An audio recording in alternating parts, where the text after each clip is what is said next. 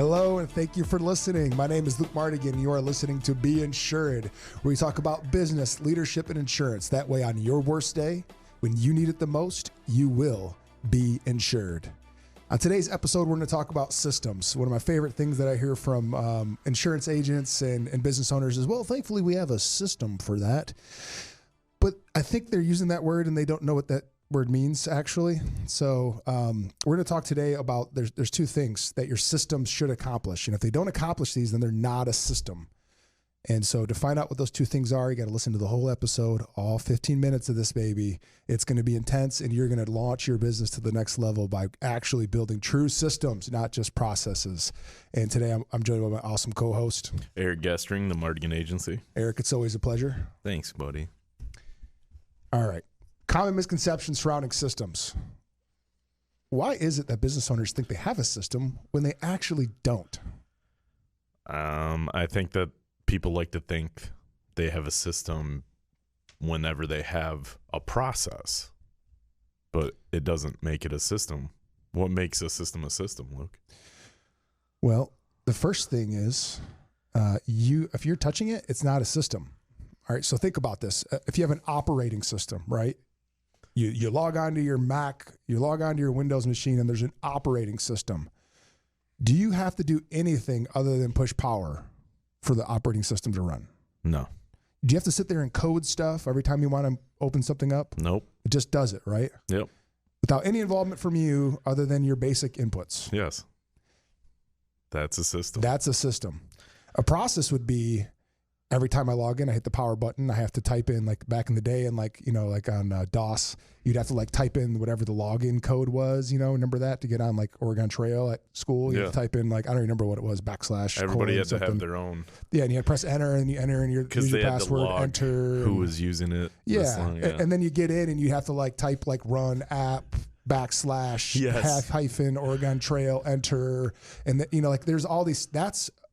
There's a process to get the application open, but you had to do all that work in order to get the end result. So there was no system. There was no system, as opposed to your Mac operating system. Correct. And I think that a lot of business owners like to say they have a system because it makes them sound like a business owner. Right? Yeah, like, I agree. You're a pretty crappy business owner if you're like, no, I do everything. Like, hey, I want you to buy from me. I do it all. So hopefully I'm not sick or like have something else going on, because otherwise I can't get to you. So they come up with these phrases of, thankfully we have a system for that. Or, we have a system where my favorite is we have a system where and it's like, well, you just said it's not a system. Yeah, that can't happen. That's not a thing. So what are the two things that a system has to accomplish in order for it to be truly a system? First, it needs to improve your customer service. And that's the main reason why you build any efficiencies, right? To make things easier for your clients. Yep. So what I'll see all the time is we have a system, which really they have a process, right? So they're doing a lot of input in order to get the output. And the entire purpose of it is to either streamline them or their people's time, which is okay, right? But that's a concept that goes way back to the Industrial Revolution. We're talking Henry Ford on the assembly line 100 years ago, right? The same people who came out with the concept that people can only work 40 hours a week, and they have to work 40 hours a week, which is only because after 40 hours, they started getting hurt and making mistakes. Mm-hmm. And so it wasn't worth having them work more than 40 hours because efficiency declined so dramatically. And so now we have the 40-hour work week, all because Henry Ford 100 years ago on the assembly line said that that's how many hours a person can work before they have fatigue, which in the military, did you find that to be true? No, it usually exceeds that, but maybe your average human. Yeah, maybe an average human. But again, the point of that is this is a concept that goes way back of make your people's time efficient to maximize your dollar output, so that if you're paying your customer service rep $15 an hour, then you want to get as much effort out of them as possible for that $15 an hour. That's not a system. That's a process. That is streamlining things for the sake of reducing overhead or increasing productivity. It is not a system, and here's why. Because that doesn't necessarily help your client. And if you're B2B or B2C, your entire system, now it may ultimately make your team more efficient. Yeah. But does it really matter if they're more efficient if the client is better taken care of? I mean, no, not in my opinion. You should be making it as easy for the client as possible. Yep. First and foremost. And that may mean that your people are less efficient because they're doing more in order to help the client. Mm-hmm. And there was a time where you recognized something for me where I was letting the system do everything without having a good, intimate relationship starter. Like that's what we pride ourselves on, is making that relationship. That's one of our core values. And making that important. So I was kind of skipping that at the beginning stages, and it was causing issues for me. And the thing that you and I noticed was there is a consistent theme that I hadn't had that initial conversation of like building the relationship with these people. And we had issues with those clients. Right. Yeah. You did a great job as a contractor, and you treated it as your own business. Right. Yes. Right. Because there's the cash flow quadrant that guy Kiyosaki talks about in Cash Flow Quadrant, and he says you go from Robert Kiyosaki. Sorry, Robert. Sorry, Rich Dad, Poor Dad. My rich dad. Where you go from employee to self-employed, and self-employed to business owner to investor, and you can look up Cash Flow Quadrant. You Google it, it'll pop right up. Well, so many salespeople get, as 1099 contractors who own their own business, get stuck in the self-employed realm where it's them doing everything all the time, and they treat it as if it's the whoever's contracting them's responsibility to build out systems to free up their time. Yeah. And so you did a great job of trying to move yourself away from self-employed, the S quadrant, into the B quadrant as a business owner, where a business owner, it runs without you having any input. The challenge for you was you still are a salesperson. Yeah. And people don't buy from systems. No. People buy from people. And people needed Eric Gestring's friendship and camaraderie and trust. And so you did a great job hiring somebody to take over a lot of your back-end paperwork to free up your time, which has been incredible. And you've been able to donate more time to nonprofits and all types of good stuff. But it was that initial contact. It's huge, crucial. So in sales, sometimes it's not so much the system of beginning to end. It's taking a portion of the process to improve the client experience. Because if you make that initial call, right, and it takes you 10 minutes on the phone to gather some information, build rapport, tell them why you're in the business, all the good stuff that you do on a solid sales call, and then you move them to a system. Yes. Now they're going to get a quote quicker.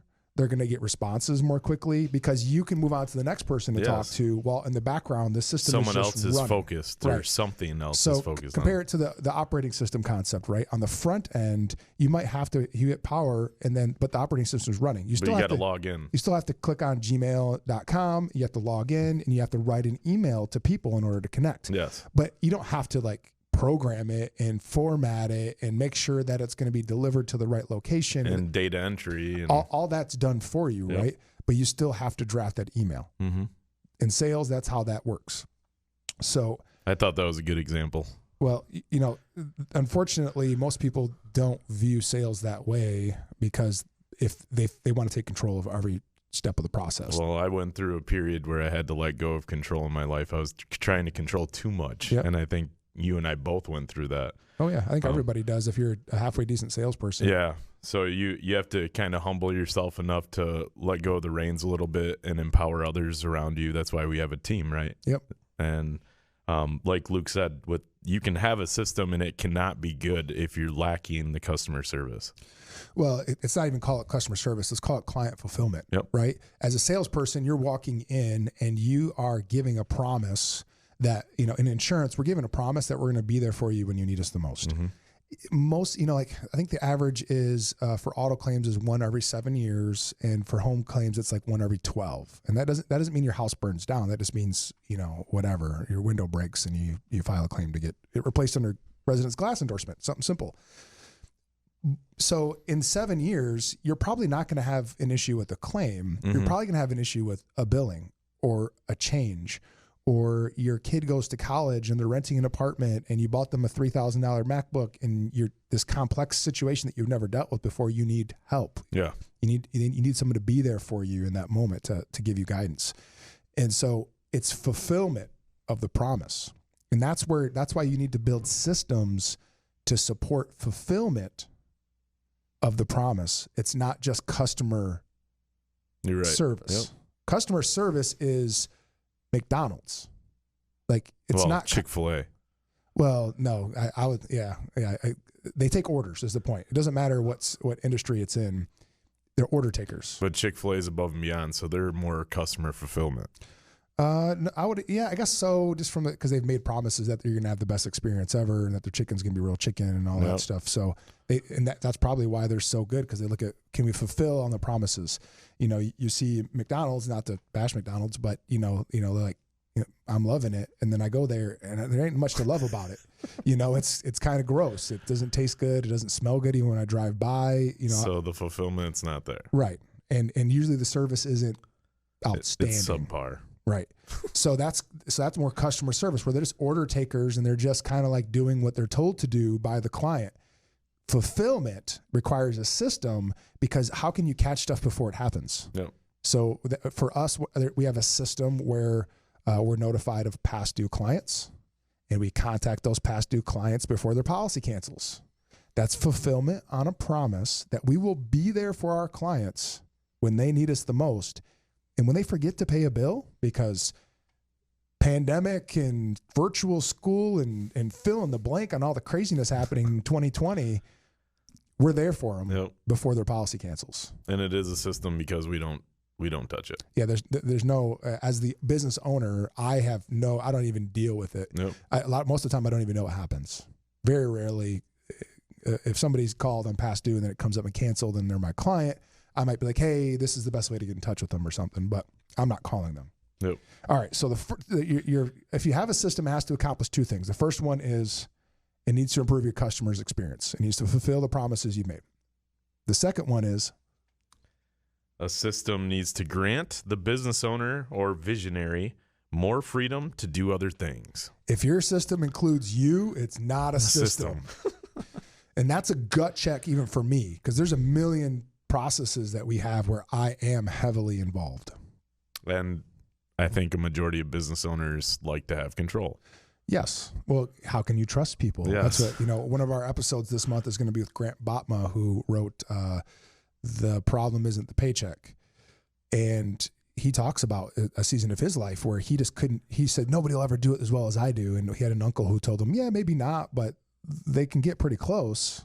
Or they could make it better in a different way. Well, and that's what ultimately ended up happening, is when he started trusting people, they made it better. And that's one of my mentors, Matt Taylor. He's a state sales director at Farm Bureau Insurance in Michigan.